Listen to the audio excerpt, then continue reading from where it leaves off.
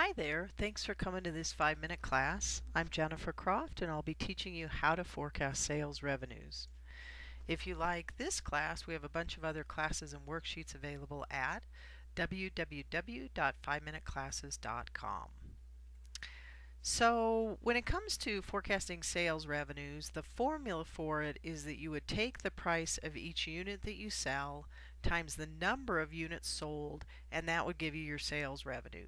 So as an example, if you sold 32 units of something at $600 per unit, you would have $19,200 in sales.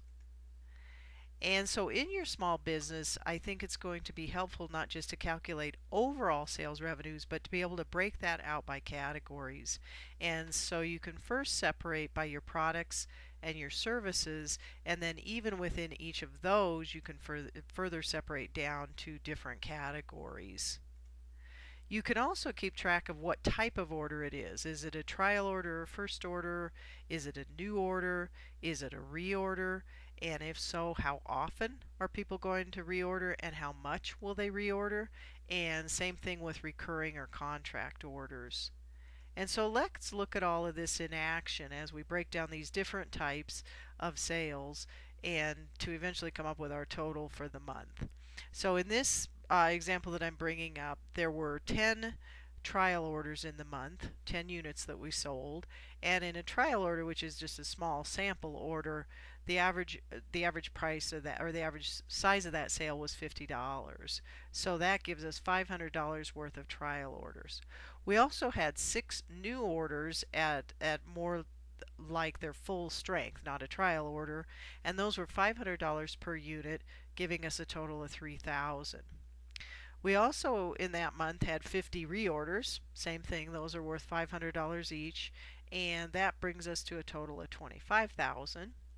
And we had 16 orders that are on a recurring basis contract that we already knew at the beginning of the month we were going to have those, and those too were worth $500 each for a total of $8,000.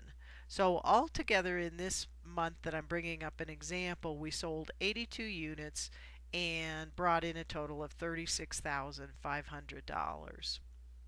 So here are some tips for how to accurately forecast your sales revenues. First of all, I would advise you to be conservative with your estimates.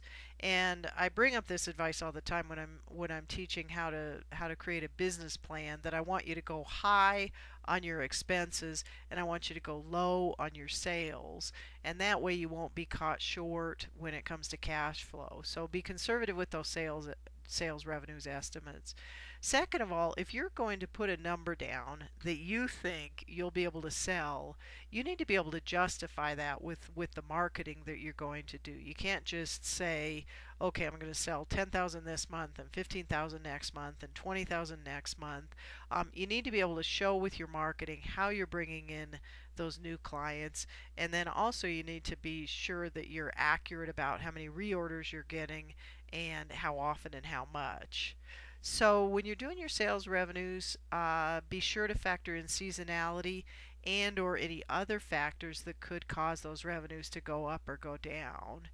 And be sure that you have the capacity to fulfill all of your orders. So don't put a big number on there if you don't have either the staffing or your own time and energy to be able to fulfill that order.